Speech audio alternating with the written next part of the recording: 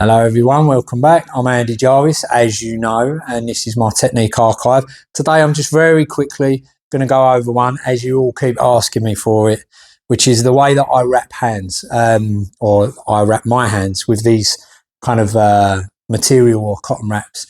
Of course, there's no right or wrong with this. Everyone's got their own way of doing things. Some people like to wrap the thumb. They say it gives them a little bit of support. Some people say that there's no point wrapping the thumb, that it doesn't give them any support at all. Of course, it's entirely subjective and it's an entirely personal thing. But there are a few little tricks of the trade that I like to kind of employ when I wrap. I've learned, like most of you will learn, which is by being shown by different people and then kind of picking a version that works for me the most. So I tend to create a little bit of a pad for the knuckles. I find that helps, especially when I've got smaller gloves on, like 10s or 8s. I'm hitting the bag, I'm hitting pads quite hard, but not sparring in those gloves, of course. So I like to create a little pad. Normally the way we do that is we take this little thumb string that a lot of people like to put over the thumb as they begin to wrap their hand. I won't do that. I'll take that thumb string on the back of the fingers there, and then I'll wrap over the top with slightly spread fingers about 3 or 4 times. It depends on the length of the wraps. The longer the wrap that you can get, the better. I don't think I've ever seen anything more than 7 meters, and the 7s were quite long. Normally, I think it's a 5, a 6 and a 7 that you can get. I know they do much smaller wraps as well. I tend to go with the 5, 6s, that kind of length. I mean, I don't use these wraps anymore myself. I use a fast wrap. But when I do, it would be, and the old ones that I have got, I think one's a 4.5 and one's a 6 or something like that.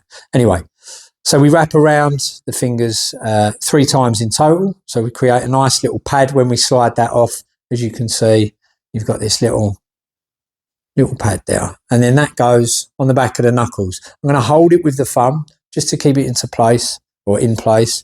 I'll roll my sleeve up, there we are.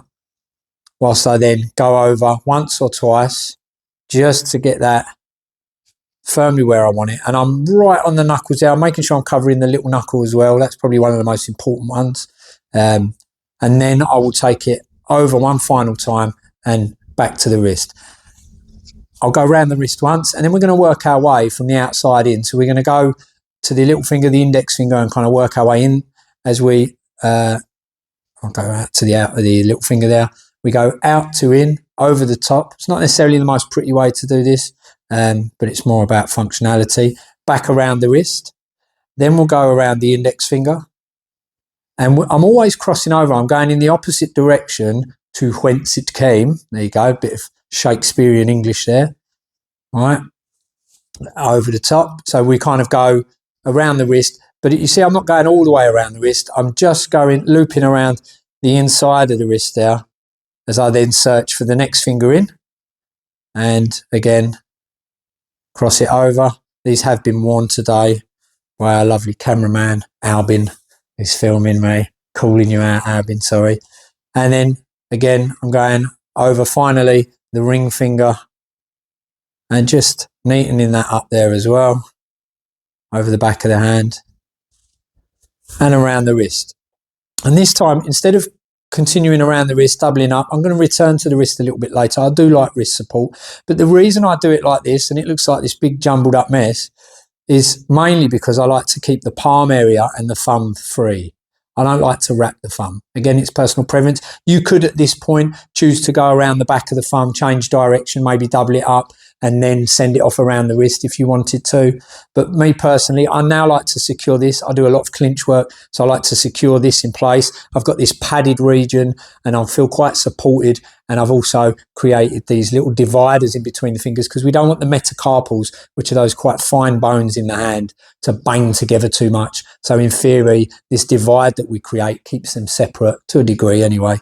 Yeah, so the last one we finished, we crossed over the ring finger, come back underneath the wrist, and we're now going to go up and over in the space between the index finger and the thumb, around the top of the knuckles, and we create that kind of sort of 1/2 inch away from the edge of the knuckle effect that we get on fight wraps when we're bandaging and we tape, and we start our tape line normally about a 1/2 inch to an inch, somewhere within that region, above that, on that knuckle line. So back from that knuckle line, so we can expose and show that we haven't got anything gnarly tucked in that bandage, like a lump of lead or something, or a lump of metal. So I'll do the same sort of thing, but equally this serves to stop those crisscross bits of wrap from just jumbling up and getting too messed up, keeps it all tied together. So I'll go once or twice around those knuckles, and then I'll come back over. So you could maybe go another time if you wanted to, and you wanted a bit more pad and a bit more support around that, the palm area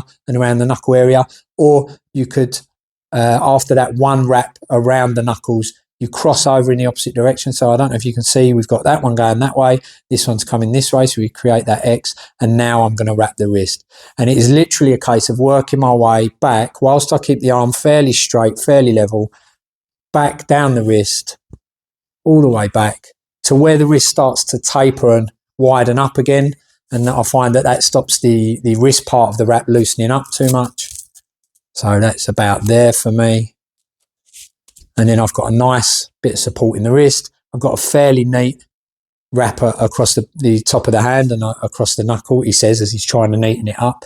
And then the final step here is these little bits of wrap that are going across the palm. I tend to bunch or scrunch those up to create a kind of bar. It's quite nice to hold inside the glove.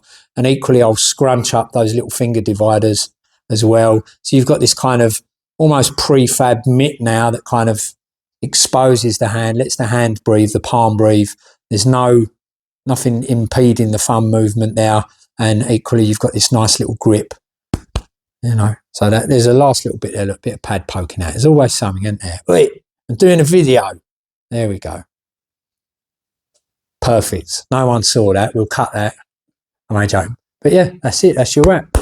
Good enough for the pads, good enough for the bag. Nice, decent bit of wrist support and a bit of cushion for the knuckles as well. And if you want to just get them on and get your mate called Alvin and just have a little spar with them, I don't recommend it.